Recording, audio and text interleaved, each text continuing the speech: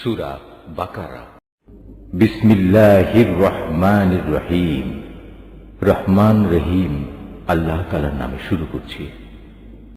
সে ব্যক্তির জন্য ততটুকু বিনিময় রয়েছে যতটুকু সে এ দুনিয়ায় সম্পন্ন করবে, আবার সে যতটুকু মন্দ দুনিয়ায় অর্জন করেছে তার উপর তার ততটুকু শাস্তি পতিত হবে।